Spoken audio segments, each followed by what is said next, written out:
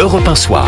19h, 21h, Pierre de Villeneuve. Je salue mes camarades de la première. Bonsoir Olivier d'Artigol. Bonsoir Pierre. Chroniqueur politique. Bonsoir Jules Torres. Bonsoir Pierre de Villeneuve. Journaliste politique au Journal du Dimanche. Bonsoir Arthur Delaporte. Bonsoir. Merci d'être notre invité dans Europe 1 Soir. Vous êtes député du Calvados et porte-parole du groupe PS à l'Assemblée nationale.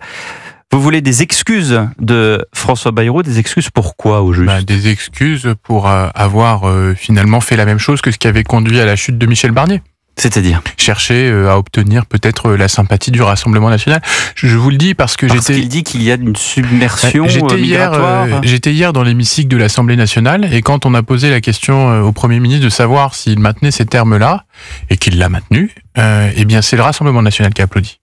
C'est pas anodin de parler de submersion migratoire. C'est d'une certaine manière valider la théorie du grand remplacement, l'idée que demain nous serons noyés par des hordes de migrants débarquant sur nos terres. Et donc 65% des Français estiment que la France est submergée par l'immigration. Oui. Sondage CSA pour Europe 1, CNews et le JDD. Et donc du coup, on va aller dire aux Français que c'est parce qu'il y a 0,5%, même moins 0,46% d'arrivants en France chaque année qu'on va demain finir tous noyés. Mais c'est une folie. Aujourd'hui, la France, il y a à peu près 10% vous dites aux habitants de Mayotte de la population. Mais alors là, vous me parlez de Mayotte, mais moi je vous parle de la France. Moi je dis pas ça, c'est François Bayrou qui hier disait le sujet c'est Mayotte. Et il ment. Il ment parce qu'il dit... François Bayrou ment. Oui, il ment parce qu'il a dit qu'il avait utilisé sur LCI cette expression à propos de Mayotte, ce qui est faux. C'est faux, et même d'ailleurs dans son discours de politique générale, il avait dit une phrase simple. Vous savez, dans un village français, quand vous avez 30 Pyrénéens et Cévenol. Pyrénéens ou Cévenol, vous avez 30 étrangers qui débarquent, 30 familles qui débarquent. En gros, on se sent plus chez soi. Non, il n'a pas dit ça. Il a dit que c'était différent quand on accueillait dans un village une famille ou quand on accueillait dans un village 30 familles. Et là, pour le coup, c'est la question de la proportion. Et c'est évidemment très différent. Moi, je peux vous envoyer dans des villages Cévenol où il y a des familles d'Ukrainiens, 30 familles qui ont été accueillies sans aucun problème. Donc, en fait, je trouve que François Bayrou ne fait qu'une chose, c'est diffuser, en effet, les thèses du Rassemblement national. Et ça pose problème quand il refuse de le reconnaître, que par ailleurs, quand il dit que c'est fondé sur une réalité, eh bien non, je suis désolé, c'est fondé sur des préjugés. Et les préjugés, ce n'est pas la réalité. La réalité, c'est que la France, en Europe, est l'un des pays avec la part de sa population qui comporte le moins d'immigrés. C'est l'un des pays où le nombre de flux entrants d'immigrants est le plus faible par rapport à la population totale en Europe. Donc moi, je dis une chose, il y a d'un côté les statistiques, la réalité, et de l'autre, il y a les obsessions de l'extrême droite dont le Premier ministre se retrouve aujourd'hui propagateur. Mais donc il y a 65% des Français qui sont obsédés par l'extrême droite. Alors je peux vous dire que non. Parce que si on regarde aujourd'hui, vous faites un sondage pizza, vous obtenez cette réponse-là. Qu'est-ce que c'est un sondage pizza ? Alors c'est Arnaud Montebourg qui employait cette expression, mais bon, en fait, quand vous posez une question, les gens ils se positionnent. Est-ce qu'il y a trop ou il n'y a pas assez d'immigrés en France ? Vous voulez dire que c'est pas ça, mais en fait, on va dire oui, il y a trop d'immigrés, c'est vrai, ça serait mieux s'il y en avait moins. Mais on est d'ailleurs aidé par les chaînes du groupe Lagardère que je salue. Mais cela dit, ou les journaux, voilà, c'est vrai que j'ai le JDD à mes côtés. Mais cela dit, moi je pense qu'il y a une chose très claire, c'est que il y a d'un côté des chiffres et je vous il y a 350 000 entrées légales chaque année et il y a 100 000 départs. Oui, et donc ça veut dire qu'il y a un solde de 200 000. Et ce solde de 200 000, c'était à peu près le même il y a 10 ans. Parce que si on compte l'asile en plus, c'est 500 000 personnes par an. Donc sous Emmanuel Macron, ça fera 5 millions de personnes. Ce que je vous dis, non, c'est pas vrai, on n'accorde pas l'asile à 500 000 personnes par an. Non, l'asile, il est accordé à 70 000 personnes par an. Non, c'est pas vrai, c'est 130 000 et vous rajoutez les 380 000. Voilà. Donc, du coup, moi, ce que je vous dis là, c'est que si on parle de vagues, parce qu'on est passé en gros, en espace de 30 ans, de 200 à 300 000. Si on regarde qu'est-ce qui a fait qu'il y a une évolution, eh bien, c'est par exemple le nombre d'étrangers qui sont étudiants. C'est plus de 70 000 étudiants supplémentaires sur les en l'espace de 20 ans. Visas consulaires et notamment aujourd'hui, vous voyez bien algériens et qui viennent étudiants et qui en réalité ne sont pas des étudiants. Cette part-là. Donc du coup, il faut pas non plus être dans le délire. Et encore une fois, ce sont les chiffres sur de la porte. Si vous me dites que aujourd'hui le fait qu'il y ait 10%, ça ce sont les chiffres de l'INSEE, 10,7% d'étrangers d'immigrés vivant en France et 8,7% étrangers, parce qu'il y en a une partie d'entre eux qui ont acquis depuis la nationalité française, que c'est trop, alors que vous allez dans des pays comme le Luxembourg où vous avez 50%. Bah oui, vous avez 50% d'étrangers qui vivent au Luxembourg. Est-ce que c'est un problème ? Est-ce que vous allez en Suisse, c'est des Suisses et des Allemands. Vous pouvez aller dans d'autres pays d'Europe de l'Est et vous trouverez des chiffres qui sont autour de 30%. C'est la même. Et même en Allemagne, vous êtes à 17%. Arthur Delaporte. Je peux vous retrouver des chiffres. Arthur Delaporte. Je vais vous les donner si ça vous intéresse. Au lieu de regarder votre téléphone, regardez-moi. Est-ce que vous pouvez comparer 19,5%. Est-ce que vous pouvez comparer l'immigration 21,6%. Ah bah attention, l'Irlande 21,6%. Est-ce que vous pouvez comparer l'immigration, et je reprends les propos de François Bayrou sur LCI, il parle d'une immigration où les migrants s'installent avec une autre forme de culture. Est-ce que vous pensez que les gens qui migrent au Luxembourg s'installent avec une autre forme de culture et l'installent et l'imposent aux autres? 17,1% en Espagne. Non mais... Et alors ? Vous me parlez... Mais moi, je vous parle de l'Espagne. On parlait de la Suisse, très bien, du Luxembourg. Je vous parle de l'Espagne. Et donc, du coup, c'est quoi la culture? Ça veut dire quoi? Allez au fond de votre pensée. Non, mais allez au fond de la vôtre. Est-ce que si vous sous-entendez que, en gros, au Luxembourg, c'est bien parce que l'immigration, c'est des Français blancs et bien catholiques, et que par contre, en France, c'est des hordes des hordes. Est-ce que en fait, c'est des gens qui vont venir nous noyer? Non, mais j'essaie de comprendre votre pensée. Je vous questionne. Non, mais moi, donc du coup, c'est pas le cas. Je pense si vous dites pas notre culture. Non, mais vous dites, est-ce que c'est notre culture? Responsable politique. Voilà, vous me demandez si c'est la culture. Oui. Voilà. Donc du coup, si c'est pas la culture, ça veut dire que, en gros, c'est des gens qui viennent, par exemple, d'Afrique maghrébine. Qui disait ça sur LCI. Pas dit ça exactement comme ça. C'est pas tout à fait la même culture. Écoutez bien. Vous êtes socialiste, mais vous avez lu Engels et Marx. Ah, ça j'ai bien lu, oui. On est d'accord que quand ils disent que la quantité se transforme en qualité, c'est potentiellement la transformation d'une société culturelle, la transformation d'une société économique. Et moi, ce que je peux vous dire aussi, c'est que il y a eu dans les mouvements marxistes des formes de racisme, de formes de xénophobie, parce qu'on considérait que l'étranger, c'était celui qui volait le travail. Et aujourd'hui, disait ça il y a 40 ans. Et d'ailleurs, il le disait, et aujourd'hui, ce n'est plus ce que dit le Parti communiste. Pourquoi ? Parce qu'aujourd'hui, vous écoutez le MEDEF, vous écoutez l'Union des métiers de l'hôtellerie et de la restauration. Qu'est-ce qu'ils vous disent ? Aujourd'hui, on n'arrive pas à trouver de personnes qui travaillent dans les restaurants et on a recours à des personnes qui sont issues de l'immigration. À l'Assemblée nationale, il y a maintenant ça traduit 10 ans, réalité. je vous dis, il y a 10 ans, pour faire la plonge à l'Assemblée nationale. Quand vous passiez une offre, vous aviez 100 candidatures sur une offre de plongeur. Aujourd'hui, vous avez 3 personnes qui répondent. Et sur ces 3 personnes qui répondent, vous avez 3 personnes qui sont issues de l'immigration. Donc oui, à un moment, il faut aussi regarder la réalité. Olivier d'Artigol. Très certainement, vous n'allez pas réussir à vous mettre d'accord avec le Premier ministre. Le Béarnais revient rarement sur les propos qu'il a tenus. Il est un peu cadbourute, comme on dit. Vous n'allez pas vous mettre d'accord sur cette question migratoire d'ici la commission mixte paritaire qui s'est réunie demain. D'après vous, est-ce que réellement il y a la possibilité de faire descendre la température sur ce sujet-là et de reprendre votre discussion qui était sérieuse sur un certain nombre de sujets importants pour l'avenir du pays? Nous sommes aujourd'hui en loi spéciale, la France n'a pas de budget. Est-ce que véritablement ça va coincer du fait de ce débat sur la submersion migratoire, ou est-ce que vous pensez que demain est un autre jour et peut ouvrir des négociations budgétaires? En fait, pour moi, il y a deux choses différentes. Il y a évidemment la question de la commission mixte paritaire demain, donc où les députés et les sénateurs sont censés se mettre d'accord sur le budget. Ce qui est probable, c'est que la commission mixte paritaire se traduise par un accord entre les LR qui sont au Sénat, les macronistes qui sont un peu plus à l'Assemblée nationale, et qui sont en fait tous au gouvernement et qui sont majoritaires dans cette commission mixte paritaire. Donc si le gouvernement est cohérent avec lui-même, il fait qu'il y a un accord entre lui-même et lui-même dans cette commission. Et donc que le budget devrait être celui que le gouvernement souhaite, c'est-à-dire un budget qui lui permet derrière de ne pas être censuré potentiellement, c'est-à-dire en reprenant un certain nombre d'éléments que nous avons pu aborder avec lui dans les jours qui ont précédé. Il faut qu'il soit confirmé en CMP. Des revendications notamment portant sur la discussion qu'on avait eue avant la censure sur le discours de politique générale. Donc il faut que tout ceci figure dans le texte. Les 4000 postes dans l'éducation nationale, les dépenses rehaussées pour l'hôpital public, pour le vieillissement de la population, le fait que, par exemple, il n'y ait pas 2 jours de carence que voulait le Sénat supplémentaires pour les fonctionnaires, et que ça ne soit pas non plus des arrêts maladie remboursés à hauteur de 90%, ce qui serait une autre injustice. Donc tous ces éléments-là, c'est à la fois ce qui a été discuté, mais aussi pas de nouvelles injustices, parce que le Sénat, par exemple, a coupé sec dans les budgets de l'enseignement supérieur, a coupé sec dans les budgets de la culture. Bien. Donc ça, voilà, c'est des choses que nous regarderons. Mais ça, c'est l'un des 2 piliers.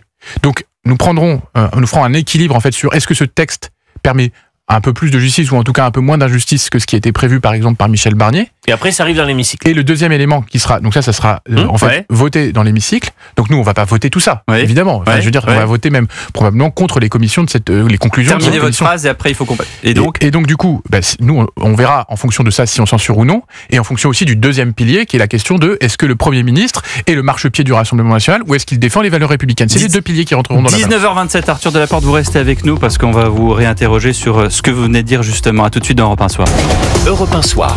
19h, 21h, Pierre de Villeneuve. Toujours avec le député du Calvados, porte-parole du groupe PS à l'Assemblée nationale, Arthur Delaporte. Alors pendant la pause publicitaire, on a réécouté ce qu'a dit exactement François Bayrou sur LCI. Voilà, dès lors que vous avez le sentiment de submersion, que vous n'arrivez plus à reconnaître votre pays, vous n'arrivez plus à reconnaître les modes de vie et la culture. Voilà, je savais bien que c'est bien François Bayrou qui avait dit ça. Juste avant la pause publicitaire, on s'était arrêté sur censure ou pas censure, les conditions, le mea culpa, donc ça on ne sait pas si vous allez l'obtenir, de François Bayrou, un engagement à ne pas supprimer l'AME, un engagement à ne pas réintroduire la loi immigration. Vous avez rajouté quelques données, notamment sur les emplois des professeurs. Nous, ce qu'on a dit, c'est qu'il faut d'une part que ce qui avait été convenu dans le courrier qui nous a été écrit par le Premier ministre avant la censure sur le discours de politique générale soit respecté, et puis par ailleurs que tout ce qui a été empiré au Sénat ne le soit pas. Et par ailleurs, on avait aussi dit, quand on ne l'avait pas censuré lors du discours de politique générale, que ce n'était pas un accord formel de non-censure, que c'était une forme de sursis, et que les négociations allaient se poursuivre, parce que pour nous, le compte n'y était pas, et qu'il manquait notamment des mesures de pouvoir d'achat pour les Françaises et les Français tangibles. Et donc, c'est aussi de ça que... François Bayrou va vous proposer un coup de pouce pour le SMIC, apparemment, plus 1% au mois de juillet. Alors, je vais vous dire, d'une part, ça vous va ? Je ne crois que ce que je vois. C'est un lot de consolation ? 1%, c'est relativement faible. Ça fait même 18 si euros. Toujours ça, c'est 18 euros brut, ça fait à peu près 13 à 14 euros net mensuels. Donc, ça peut toujours être ça de gagner quand on sait notamment qu'au niveau du SMIC, on a du mal à boucler ces fins de mois. Donc oui, ça prouve en tout cas à quel point le bras de fer est tendu entre vous. Ça montre qu'il y a des choses qui peuvent se jouer. Mais ce qu'il faut bien comprendre ici, c'est qu'il y a à la fois la question du quotidien et il y a aussi la question de pourquoi on s'est engagé en politique et pourquoi est-ce qu'aujourd'hui on est dans l'opposition et pas le gouvernement, mais aussi pourquoi est-ce qu'on pense qu'il y a une différence de nature entre ce que porte l'extrême droite en termes de valeurs et de messages et ce que doit porter, on va dire, tout gouvernement républicain. Et donc, c'est là où le député, est-ce que vous avez envisagé le scénario suivant ? Le Rassemblement national, pour différentes raisons, liées à un calendrier judiciaire ou à d'autres réalités, ne va pas ce coup-ci à la censure. Ce qui vous mettrait dans une position, quel que soit votre choix, ce serait pour vous la meilleure solution, puisque que vous censuriez ou pas, cela n'aurait aucun effet. Bayrou est maintenu. Vous savez, la dernière fois, on savait déjà que le Rassemblement national ne censurait pas, et ça ne nous a pas empêché de douter jusqu'à la dernière minute, tant les enjeux sont importants, parce que savoir le message que nous renvoyons aux électeurs, aux Françaises et aux Français, pour nous, il est important. Et donc là, la question de savoir si on a réussi à obtenir du Premier ministre une forme de mea culpa sur les incohérences supposées et plus ou moins tangibles, mais quand même avec l'extrême droite, pour moi, c'est aussi quelque chose que nous devons envoyer comme message aux Français. Il n'y a pas de complaisance avec le Rassemblement national. Pardon, mais je vais me faire le Olivier d'Artigol, mais comment vous pouvez accuser François Bayrou d'avoir des accointances avec l'extrême droite?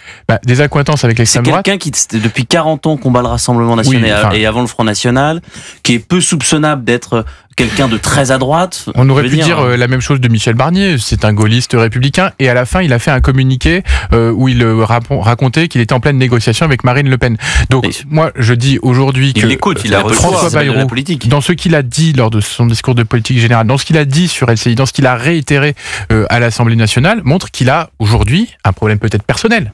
Peut-être que c'est dans son village pyrénéen qu'il a l'impression de se faire envahir ou je ne sais quoi. En tout cas, moi j'aimerais bien voir les exemples et j'aimerais bien qu'on me dise quel est le seuil de tolérance. Est-ce que c'est 10, 20, 30, 40%? Enfin, c'est quoi en fait le moment où on a l'impression d'être plus dans sa culture? Moi, je peux vous inviter à Hérouville-Saint-Clair si vous voulez, dans ma circonscription.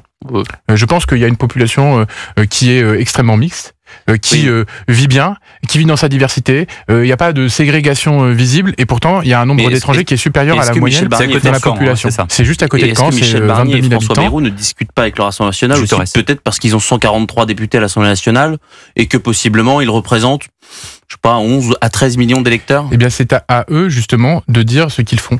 s'ils choisissent de rentrer dans une négociation avec le Rassemblement national, ce n'est pas notre combat. Ce n'est pas pour cela que nous nous sommes désistés, par exemple, pour faire élire dans mon département Elisabeth Borne.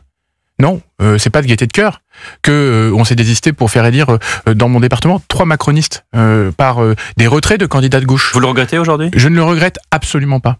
Parce que moi, je sais faire la différence entre justement le camp républicain et l'extrême droite. Parce que justement, le camp républicain n'est pas celui, en théorie, qui promeut des mesures discriminatoires. On en revient à la question de Jules Torres. Et là, vous interrogez la démocratie, la représentation. Moi, je n'interroge pas représentative, ça, je vais arriver. Je n'interroge pas la démocratie représentative. Bah oui, parce que les gens votent et élisent des. Mais vous savez que les gens, ils ont massivement suivi cette logique de barrage républicain, puisque ça a évité justement l'arrivée d'une majorité de députés Rassemblement national qu'on nous prédisait, et que dans ma circonscription, par exemple, alors que je n'avais recueilli que 40% des voix au premier tour, j'ai recueilli près de 70% des voix au deuxième tour. Et donc, vous voyez bien que les électeurs de droite sont venus voter pour un candidat contre le Rassemblement national qui n'était pas de leur camp. Vous qui êtes vent debout contre justement certaines politiques d'Emmanuel Macron, qu'est-ce que vous pensez des propos de Bernard Arnault ? On casse l'outil industriel, on piétine les entreprises françaises, on les empêche d'investir, de faire tourner l'économie française ? Bien, moi je vais vous dire, j'ai aussi reçu à 18h07 sur mon téléphone une alerte du Monde. Les revenus des ultra-riches s'envolent, les inégalités se creusent selon une note de Bercy. En 20 ans, le revenu annuel des 40 000 ménages les plus riches a plus que doublé. Et on parle d'une entreprise. Et là, on passe d'une entreprise mais moi, qui emploie 160 000 de Bernard personnes. Arnault, Monsieur. là, on parle quand Bernard Arnault parle, il parle aussi de l'évolution de la fiscalité des plus grandes fortunes que nous avons poussées. Non, là, il parle des entreprises, parce qu'il revenait des États-Unis où on proposait une fiscalité à 15% au lieu de 20. Oui, là, l'IS va s'envoler de 20 à 40, de 25 à 40 pour les entreprises qui ont plus de 3 milliards de bénéfices. Non, mais évidemment qu'aujourd'hui, les entreprises qui ont plus de 3 milliards de bénéfices, si on continue là-dessus, pourquoi elles font des bénéfices ? Pour les redistribuer à leurs actionnaires. Aujourd'hui, pourquoi on explique ce doublement de la richesse des plus riches ? C'est parce qu'en fait, il y a de plus en plus d'entreprises qui reversent de plus en plus de dividendes. Oui, et qui en même temps font employer énormément de personnes. Mais en parce fait, que, en France. parce qu'on est en 2025, ils ont 160 000 elles emploient peut-être des personnes, employés, mais ce que je peux vous dire, c'est que quand on regarde le rapport de répartition entre, d'un côté, la répartition en faveur des salariés et de l'autre, la répartition en faveur du capital, ce ratio se dégrade au fil du temps et qu'on va de plus en plus rémunérer le capital et de moins en moins le travail. Et finalement, c'est plus rentable d'être rentier que de travailler. Et donc aujourd'hui, on a un vrai sujet qui taxe la rente depuis qu'il est arrivé. Moi, je peux vous dire qu'aujourd'hui, Emmanuel Macron ne taxe pas la rente, puisque la rente, c'est aussi la rente qui est liée au patrimoine. Et Emmanuel Macron, c'est la flat tax, c'est la suppression de l'ISF, et qu'aujourd'hui, nous nous battons justement pour que dans les négociations budgétaires, l'IFI, c'est une forme de taxation de la rente. Elle est bien inférieure à celle qui rapportait l'impôt sur la fortune. Donc aujourd'hui, nous nous battons en effet pour qu'il y ait une revalorisation, une contribution exceptionnelle sur le patrimoine. Et Bernard Arnault, quand il a vu son patrimoine passer en l'espace de 10 ans, de 7 milliards à 147 milliards d'euros, je crois qu'il peut contribuer. A été le Français le plus identifié lors de l'investiture de Donald Trump. Je vous accorde qu'il y a un problème sur la répartition de la richesse de notre pays. Il y a un record de dividendes à 100 milliards l'année dernière, dont 20 milliards de rachats d'actions. Mais au final, qu'est-ce que vous, homme de gauche, vous retenez dans le succès de Donald Trump concernant les classes populaires qui se sentent justement déclassées? Mais pour moi, il y a deux facteurs dans le succès de Donald Trump. Déjà, c'est que c'est un formidable showman. Que finalement, ce qui fait aussi son succès, c'est que en fait, il est dans une capacité de faire un spectacle. Voilà. Et le deuxième facteur, à mon sens, c'est que en fait, il n'a rien à faire du vrai ou du faux. Et que le système, notamment des réseaux sociaux, le système aucune critique sur la campagne qu'a menée Kamala Harris. Le système des médias est extrêmement favorable à la diffusion des fake news. Et évidemment qu'il y a chez Kamala Harris aussi des explications de la défaite.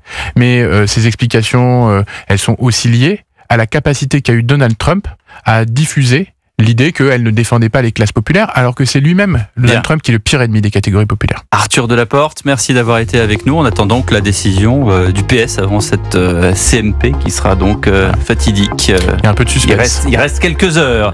Même un peu plus, parce que la motion de censure tombera sans doute, elle sera déposée lundi prochain. Ça sera donc peut-être mercredi prochain que nous prendrons une décision finale. Merci d'avoir été avec nous sur Europe 1, également demain et tous les jours de 9h30 à 11h. Thomas Hill, Culture Média, émission dans laquelle demain vous retrouverez David Martinon, ancien ambassadeur de France en Afghanistan, pour le documentaire Kaboul Chaos, diffusé ce vendredi sur Canal, et Pascal Elbé pour la pièce Inconnue à cette adresse, actuellement au théâtre Antoine. À tout de suite dans Europe 1 Soir.